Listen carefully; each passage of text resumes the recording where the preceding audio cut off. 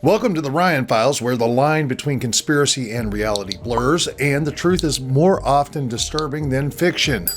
Tonight, we're diving into 5 government operations that expose the darkest corners of power. Operation Mockingbird, CIA drug trafficking, Operation Northwoods, the Gulf of Tonkin Incident, and the Church Committee revelations. Now, these aren't just wild theories, they're documented betrayals.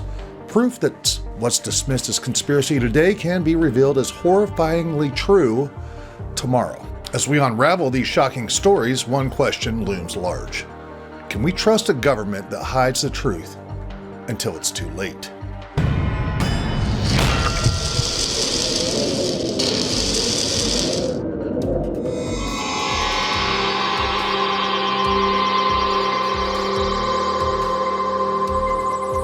During the Cold War, the United States government engaged in a wide range of covert activities to maintain an ideological edge over the Soviet Union. Among these was Operation Mockingbird, a CIA initiative aimed at shaping public opinion by covertly influencing major media outlets and journalists. Declassified documents and investigative reporting revealed the staggering extent of media manipulation by the CIA, raising profound questions about journalistic integrity, free speech, and government overreach. So what exactly was Operation Mockingbird? Operation Mockingbird began in the early 1950s as part of the broader strategy to counter Soviet influence in the global information war. Under the leadership of Allen Dulles, the first civilian director of Central Intelligence, the CIA viewed the media as a critical battlefield in the ideological conflict with communism. The CIA recruited prominent American journalists, editors, and media executives to act as informants, spread propaganda, and suppress stories that might undermine U.S. interests. By the mid-1950s, the operation had penetrated most major news organizations, including the New York Times, CBS, Newsweek, and Time magazine. This is how it worked.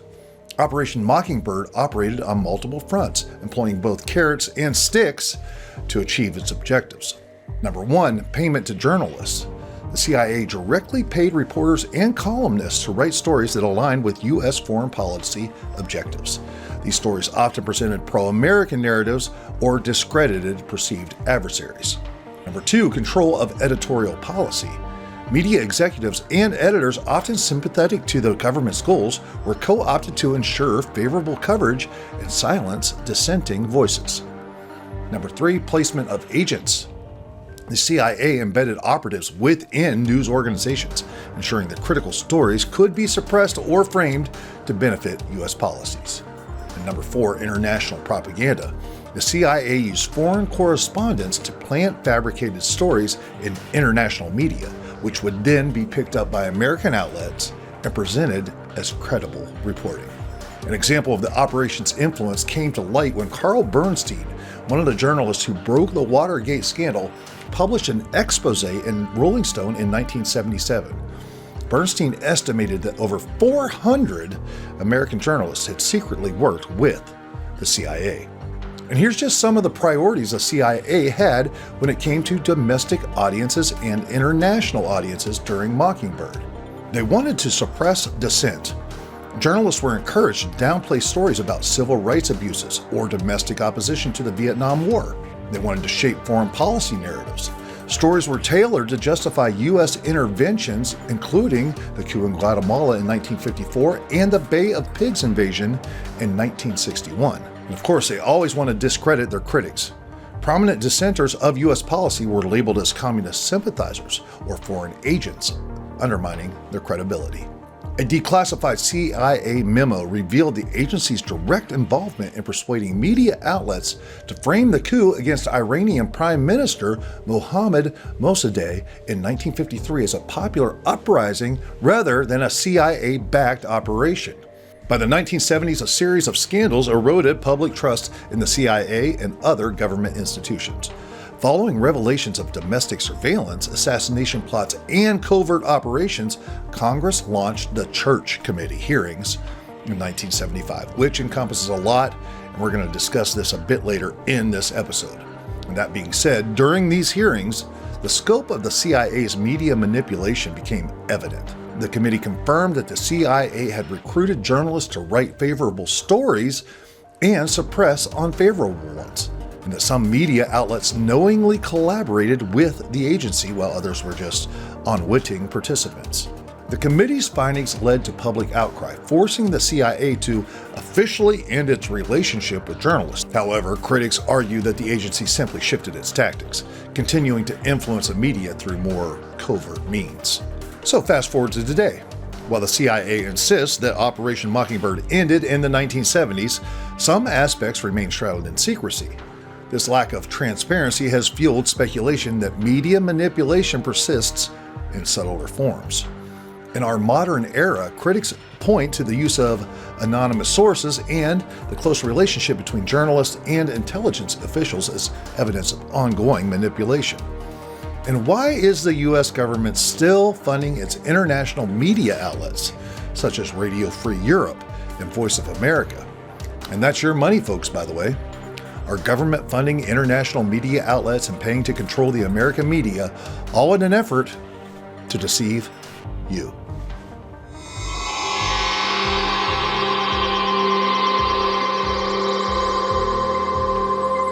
In the 1980s, the United States faced a devastating crack cocaine epidemic that ravaged inner cities, disproportionately affecting African American communities. Amid this crisis, investigative journalist Gary Webb published a series of articles in 1996 titled Dark Alliance, which linked the Central Intelligence Agency to drug trafficking operations that helped fund the Contra rebels in Nicaragua. Webb's allegations sparked outrage, denials from the CIA, and a heated public debate over the intersection of covert government operations and domestic devastation.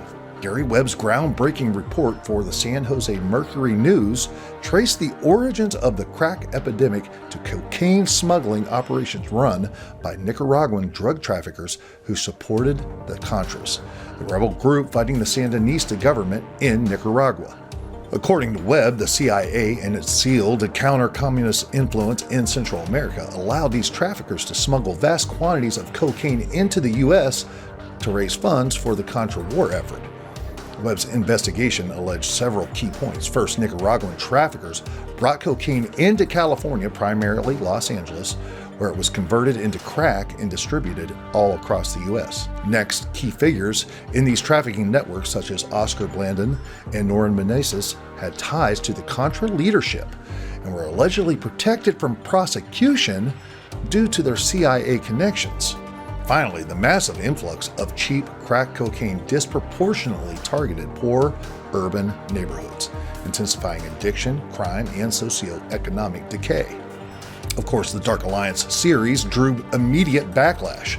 Critics accused Webb of overstating the CIA's involvement, while mainstream media outlets, including the New York Times, the Washington Post, they published articles questioning his findings. The CIA issued denials, asserting that it had no direct role in drug trafficking and that Webb's claims were sensationalized. But despite the controversy, the series resonated with communities most affected by the crack epidemic. Activists and community leaders demanded accountability, arguing that Webb's findings confirmed long-standing suspicions that the U.S. government had turned a blind eye, or worse, to the devastation in marginalized neighborhoods. Webb's reporting prompted multiple investigations, including a review by the CIA's Inspector General and inquiries by the Department of Justice and Congress. While these investigations found no evidence of direct CIA involvement in drug trafficking, they confirmed several troubling facts. The CIA was aware of Contra connections to drug smuggling and chose not to intervene. They prioritized the war effort over enforcement of anti-drug laws. Is that even remotely okay? Some traffickers with ties to the Contras operated with apparent impunity, avoiding prosecution in cases where their operations overlapped with the CIA's objectives, meaning drug traffickers were being protected by the CIA. Really? The CIA's Inspector General report in 1998 revealed that the agency had failed to report allegations of drug trafficking by Contra operatives to Congress, violating oversight requirements. Folks, just think what happens to you if you fail to report income on your tax return. And how ironic is it that Webb's career suffered significantly in the wake of this controversy?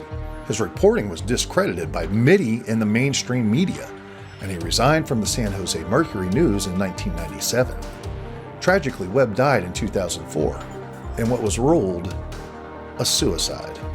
However, Webb's work has since been reassessed, with many acknowledging the validity of his core findings. The Dark Alliance series is now seen as a pivotal moment in investigative journalism, highlighting systematic issues in government accountability and media scrutiny. The CIA drug trafficking scandal underscores the dangers of unchecked power and the moral compromises of covert operations. It serves as a stark reminder of the need for robust oversight, transparency, and accountability in government actions, especially when the consequences can devastate communities at home and abroad. Oh, and whether it was paying CIA personnel salaries or financially backing the CIA's drug trafficking scandal, well, that's your tax dollars at work. And lucky you, your tax dollars have been used ever since to fight this drug and addiction issue. You helped pay to create the problem and finance the unattainable solution. Good for you.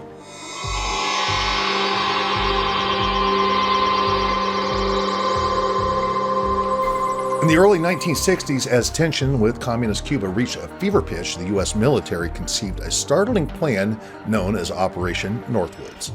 This plan was developed during Operation Mongoose, a covert CIA-led initiative approved by President John F. Kennedy in November of 1961, shortly after the failed Bay of Pigs invasion. Its primary objective was to destabilize Castro's regime and eventually lead to his removal from power, primarily through sabotage, subversion, and psychological warfare. The operation involved acts like economic disruption, assassination attempts against Castro, and propaganda campaigns in the effort to incite rebellion within Cuba. Operation Northwoods was presented in March 1962 as part of a range of proposals by the Joint Chiefs of Staff to support the goal of Operation Mongoose. The goal? Well, to stage attacks on American soil and blame them on Cuba, manufacturing a pretext for a full-scale invasion to topple Fidel Castro's regime. The audacity of this plot, revealed decades later through declassified documents, reads like the script of a dystopian political thriller. Drafted in 1962 by the Joint Chiefs of Staff, Operation Northwoods outlined a series of proposed false flag operations to be carried out by U.S. operatives on U.S. soil. These actions were intended to both sway domestic and international opinion in favor of military intervention in Cuba. The document, signed by then Chairman of the Joint Chiefs of Staff General Lyman Lemnitzer, included plans to do the following. Number 1, stage terrorist attacks. Conduct bombings in U.S. cities, including Miami and Washington, D.C., and pin the blame on Cuban operatives. Number 2, hijack civilian airliners. Simulate the hijacking of planes, ostensibly by Cuban agents, to incite public outrage. Number 3, sink U.S. ships. Attack American naval vessels in the Caribbean and fabricate evidence implicating the Cuban government. And number 4, create chaos in Cuba. Use agents to incite violence and rebellion among the Cuban population, which could be exploited as justification for U.S. intervention. Now, before I get to the justification of this kind of plan, ask yourself, does this remind you of anything else? The architects of Operation Northwoods argued that the public support was critical for a military invasion of Cuba. Following the Bay of Pigs invasion fiasco in 1961, the Kennedy administration faced significant domestic and international skepticism about aggressive actions against Castro's communist regime. By creating the illusion of Cuban aggression, the Pentagon believed it could rally Congress, the American public, and allied nations behind a retaliatory strike. And of course, the need to rally the troops was important, again after the Bay of Pigs invasion. You know, that failed U.S.-backed attempt to overthrow Fidel Castro, where the CIA trained 1,400 Cuban exiles to carry out the attack and spark an anti-Castro uprising. Instead, it became a major foreign policy embarrassment for the United States. Yeah, that was the Bay of Pigs fiasco. Now back to Operation Northwoods. Despite its strategic objectives, Operation Northwoods never left the planning stage. When the proposal was presented to President John F. Kennedy, he unequivocally rejected it. Kennedy reportedly found the idea abhorrent, recognizing the profound ethical and political implications of deceiving the American public and risking civilian lives. His refusal to green-light the plan deepened tensions between the White House and the military establishment. Some historians suggest that Kennedy's rejection of Operation Northwoods, along with his broader skepticism towards military intervention in Cuba, contributed to his deteriorating relationship with the Pentagon and the intelligence agencies, a tension that conspiracy theories have linked to his assassination in 1963. We'll get to that in a second. Can you imagine that Operation Northwoods remained hidden from public until 1997, when declassified documents surfaced thanks to the efforts of the John F. Kennedy Assassination Records Review Board? The revelations were met with widespread shock and outrage. The idea that the U.S. government's top military leaders had seriously contemplated killing their own citizens to justify war shook public confidence and institutions that were supposed to safeguard the nations. Operation Northwoods serves as a chilling reminder of the lengths to which governments might go to achieve their objectives. Although it was never implemented, it clearly shows us just how far our government is willing to go to implement and achieve their ideas. In short, moral limits out the window, government interest protected at all costs, citizens' interests belittled, transparency only brings oversight, so hide the truth so long as the sheeple trust in their government institutions. False flag events were great.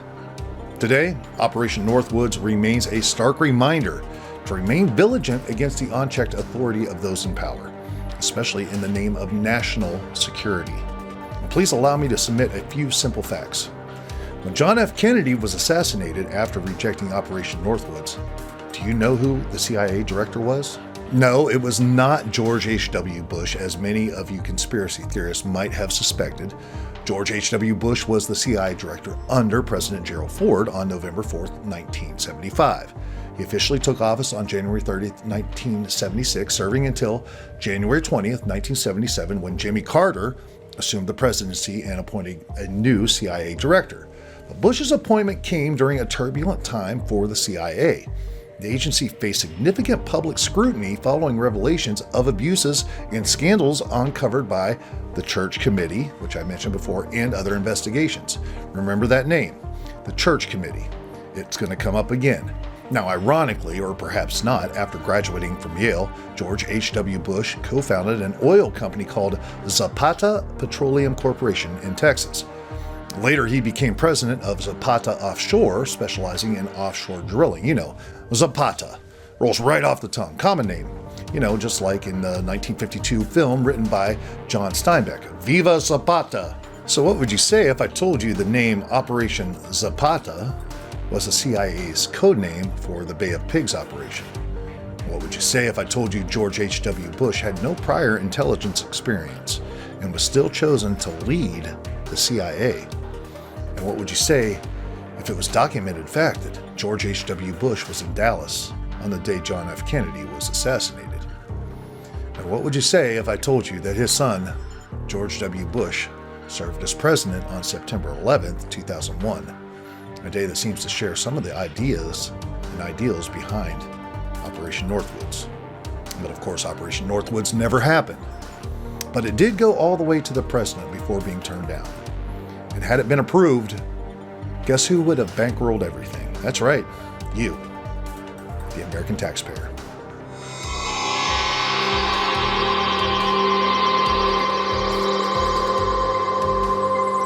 In 1964, a series of alleged attacks on U.S. naval vessels in the Gulf of Tonkin became the catalyst for one of America's most controversial military escalations, the Vietnam War.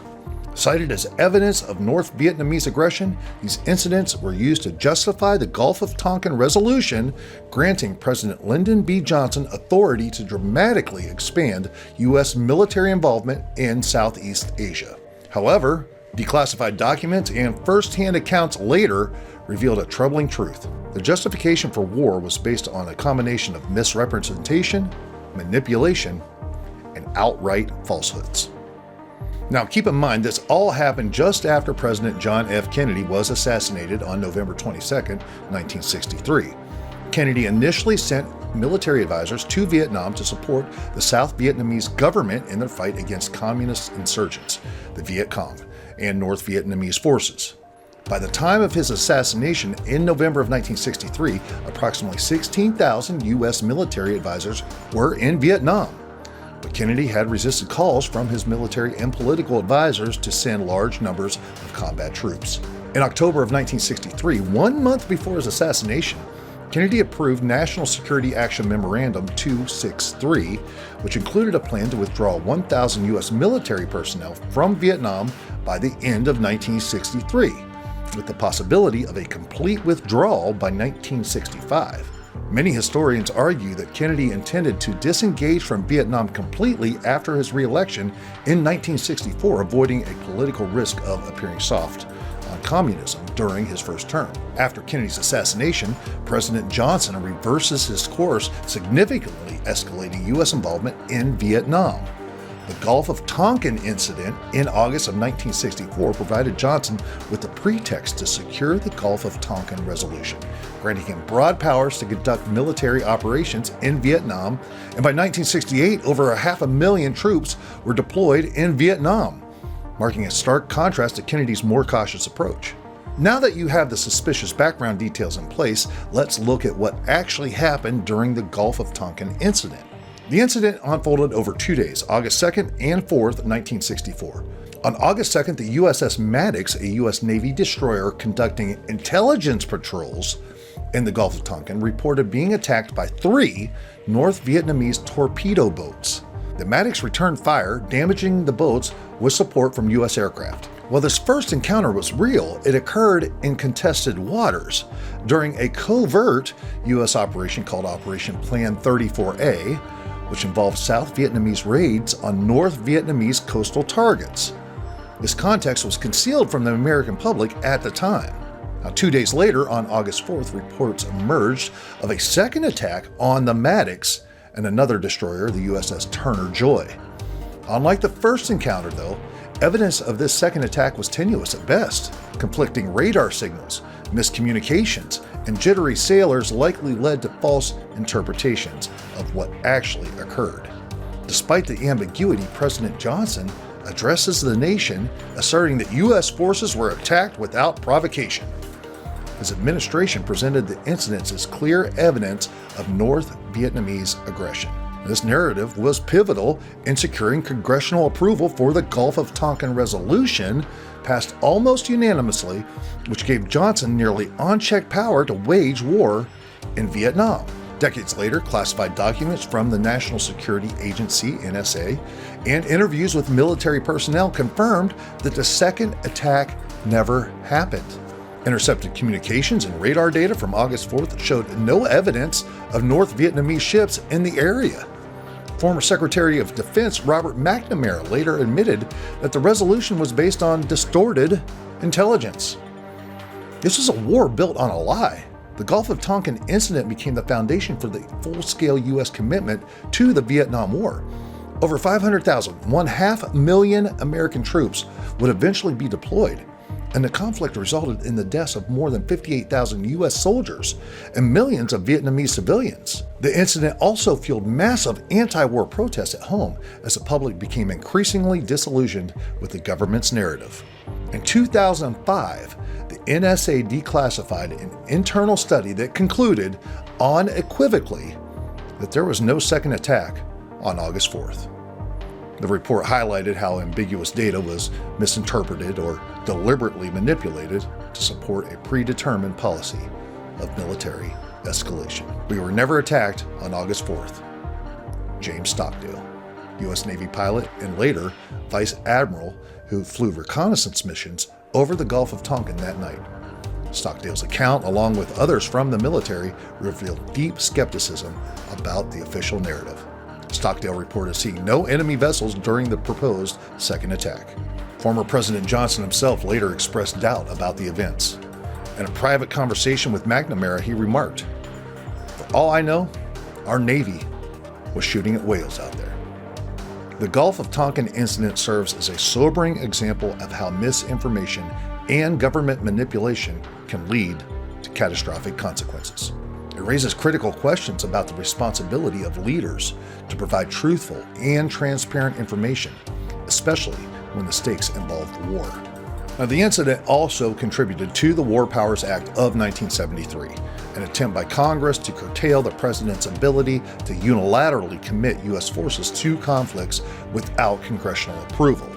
Yet the question remains, how effective are such safeguards in preventing similar abuses of power? Think about that question in our history from 1973 through today. And while you consider that, just know that you, the American citizen, paid for it all with your money and your blood. 58,220 U.S. soldiers lost their lives in Vietnam. Over 150,000 were wounded.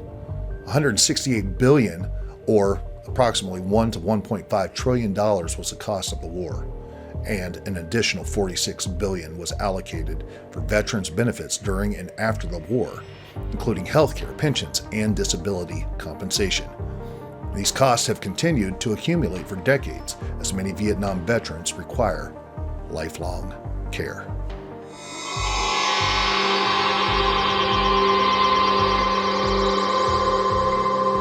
When we think of democracy, we imagine a system of transparency and accountability. The promise of checks and balances is woven into the very fabric of governance, a safe house against corruption, abuse, and tyranny. But what happens when those safeguards fail?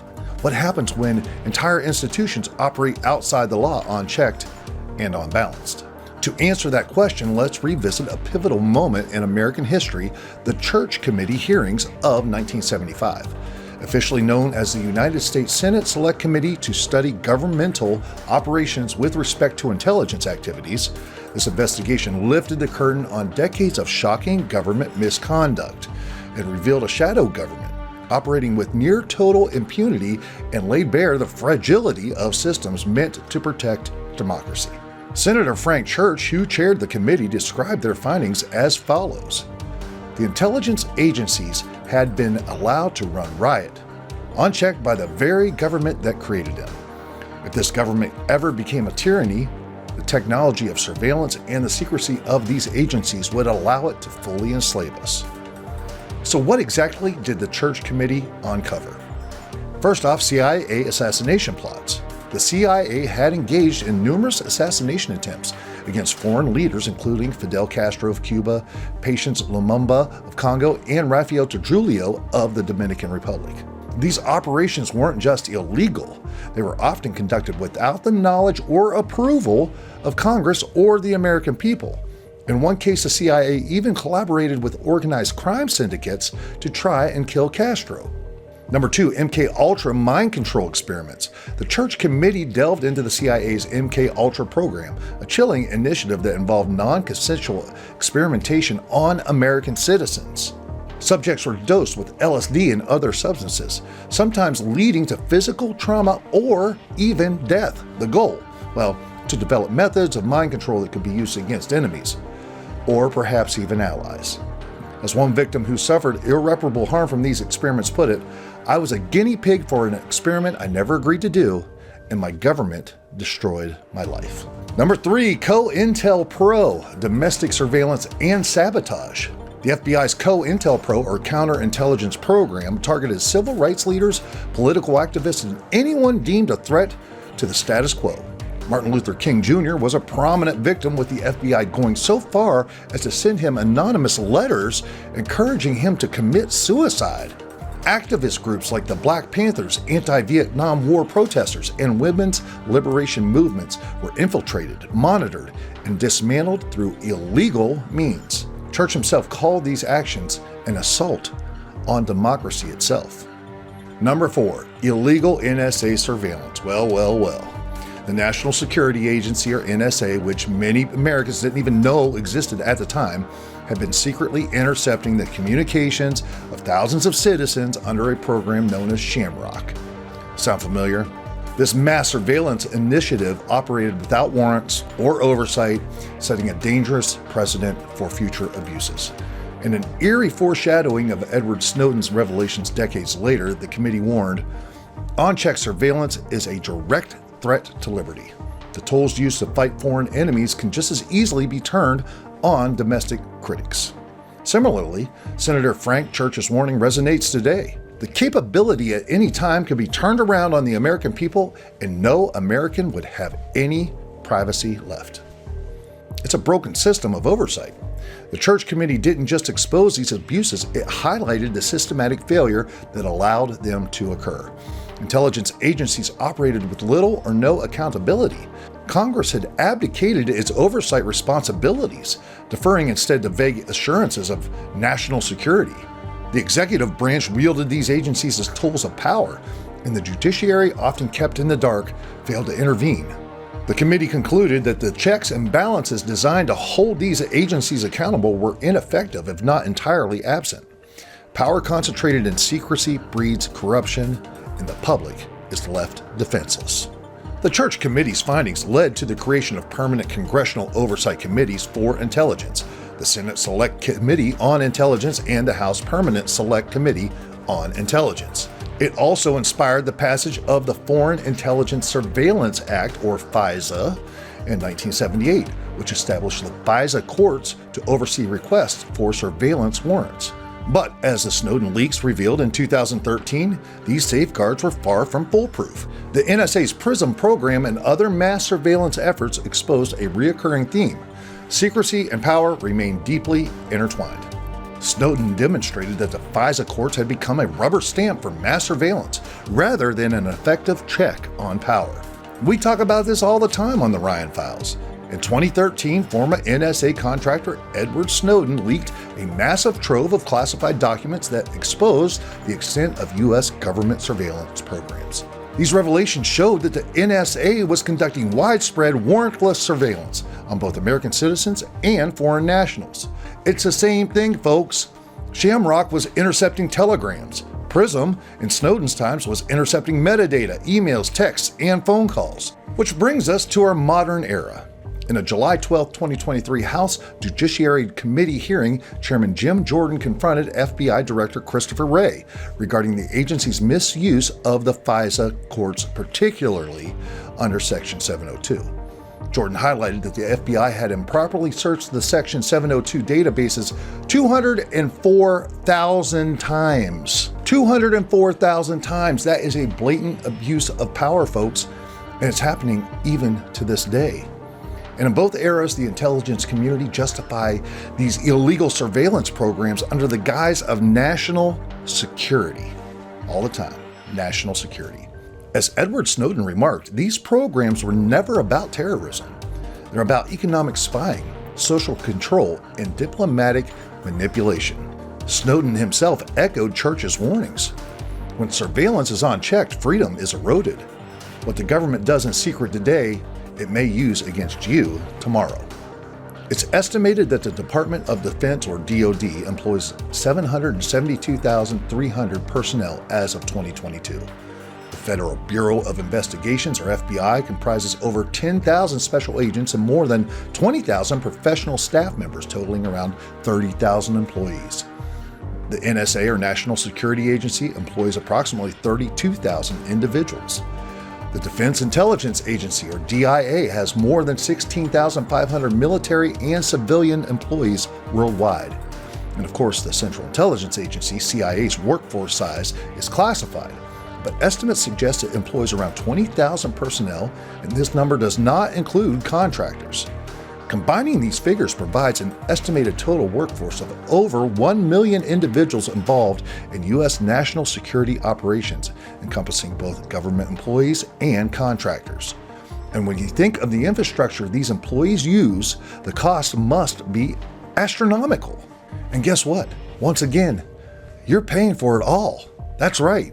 We are all literally paying taxes that support these agencies that in turn take away our civil liberties and rights and spy on us and attempt to control us. The fact of the matter is this: the land of the free and the home of the brave anymore just seems like an old piece of propaganda that's no longer relevant to our modern United States. I say it all the time. It's time to wake up.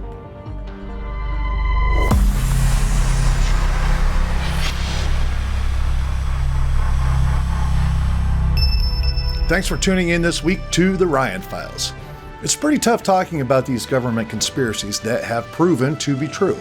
Not just because I know they are watching me because of what I'm saying, but also because of what it means for all of humanity in our modern world.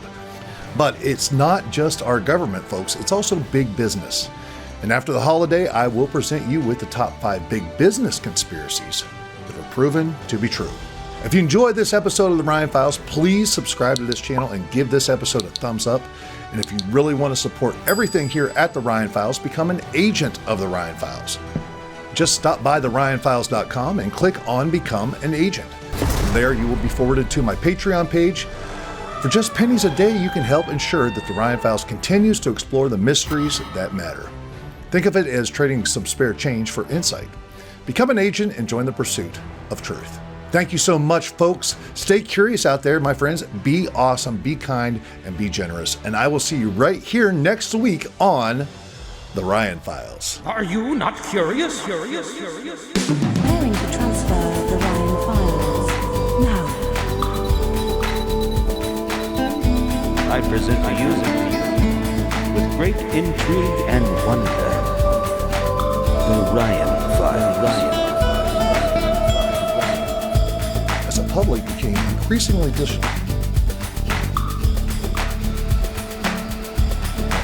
Daddy is so close to being done. I love you. And we're going to have some fun here in just a little bit. But I need you to get up there. Get up there.